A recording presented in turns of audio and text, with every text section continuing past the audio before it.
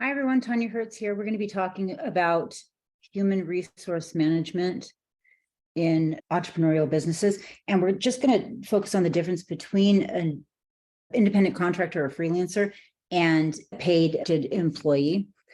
So an independent contractor is self-employed. They work for themselves. They produce a specific type of work or product or a service in a predetermined amount of time. Now, the general rule for being an independent contractor, as opposed to an employee, is that the payer has the right to control only the end result of the work, not what will be done and how it will be done. So you cannot tell them how to do the work. You cannot tell them fix about when to do the work, what to wear, how much of anything they need to do in order to do it. You just need to tell them this is the end result.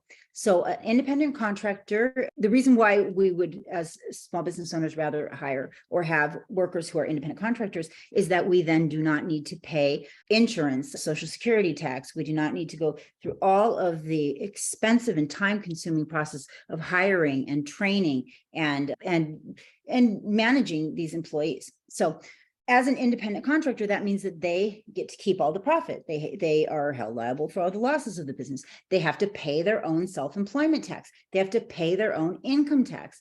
An independent contractor does not need to be legally able to work in this country as a worker, as an employee. They can use an ITIN, an EIN, to pay taxes and to do work instead of a Social Security number. And so that's why you do see a lot of independent contractors, maybe immigrant entrepreneurs or people who otherwise couldn't legally work as an employee. Now, when working with an independent contractor under the law, the contracting firm, the client, is not required to withhold taxes then. They're not required to pay unemployment insurance. They're not required to pay into Social Security. They don't have to provide benefits. They don't have to obtain an I-9 form with all the information from the employee. They do not need to inquire about the immigration status.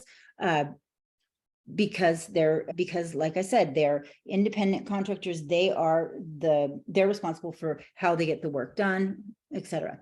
Independent contractors are not paid W-2 wages, but they receive direct compensation. And at the end of the year, you pay or you provide them with a 1099 form as the hiring client. So you can, as a business, hire employees, or you can contract with independent persons or other businesses to provide services. But you are responsible as that firm who is working with workers, whether they're independent contractors or employees. You have to determine what their status is. Are they an employee or are they an independent contractor? So you can use common law rules to determine whether or how the worker is classified. So the common law rules are just facts that give you evidence about whether or not somebody is an independent contractor. So the common law rules include behavioral. So does the company control or have the right to control how the worker does the work, what the worker does in his or her job? If you answer yes to that, then likely the employee is an employee and the worker is not an independent contractor. Financially, are the business aspects of the worker's job controlled by the payer? These include things like how the worker's paid, whether expenses are reimbursed, who provides the tools, who provides the supplies, who provides the uniforms. If you provide those kind of things, then chances are they're an employee, not an independent contractor. What's the relationship like? Are there written contracts? Or do you have benefits? Is there a vacation pay?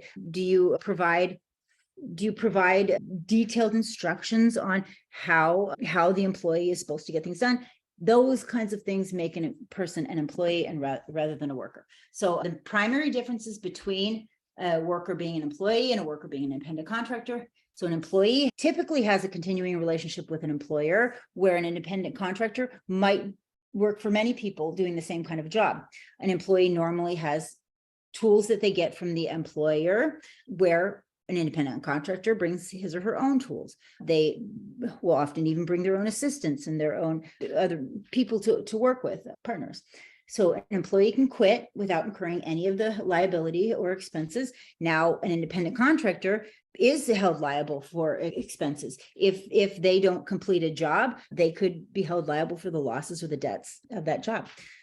An employee has to comply with instructions about when to work, and they usually receive training, where an independent contractor sets their own hours and they use their own methods, right?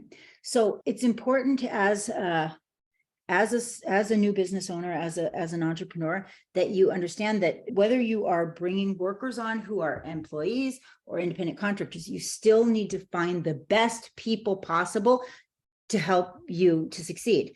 And to grow, we typically need additional people. We can only work for ourselves for so long without eventually needing to be bringing people as much as possible. If you can bring in independent contractors, 1099, obviously that's a lot cheaper, a lot easier, a lot less headache, a lot less cumbersome, but you need to make sure that you're following the law. And you can bring these workers in any number of different ways. You can, you can go through LinkedIn, job referral agencies. You can ask for recommendations, referrals. There's agencies, there's even job fairs. You can go to school fairs where they'll often have people who are ready for jobs, ready to go. The method of selection and recruitment does not necessarily signify whether the person is the worker is an employee or independent contractor. So a lot of these methods can work for either type of person. And you're going to want to bring in the best people to help you along the way. So there's lots of resources available for you in this chapter, lots about writing press pitches, lots about your sales strategy, putting your business on Google Maps and also Google My Business.